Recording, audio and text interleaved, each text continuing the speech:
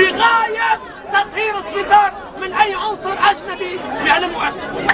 هذا قرار نهائي ولا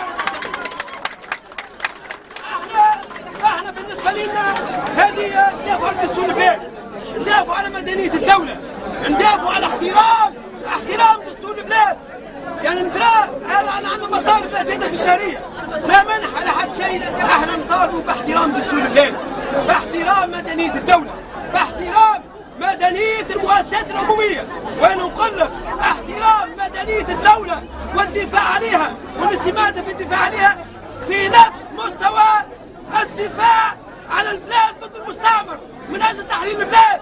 تحرير البلاد في نفس مستوى الدفاع على مدينة الدولة. وهيك علشان نقول لكم تونس نادتنا واحنا لبينا النداء مستعدين التضحية من اجل تفعيل مدينة الدولة وتفعيل مدينة المؤسسات العمومية.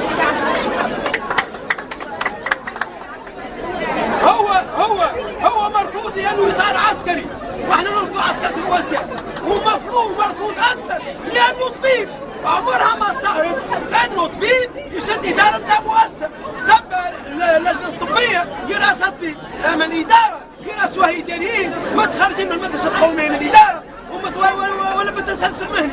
ما ثماش حتى مكان في العالم انه اداره نتاع مؤسسه صحيه سواء مصحه ولا سبيطار يراسها طبيب. هذا ما ثماش. مين يعرف ايش يستوي؟ واذا كل مره واذا يتحل الباب هذايا ويولوا الاطباء يسدوا المستشفيات وادارات المستشفيات، مالها الاداريه باش يعمل؟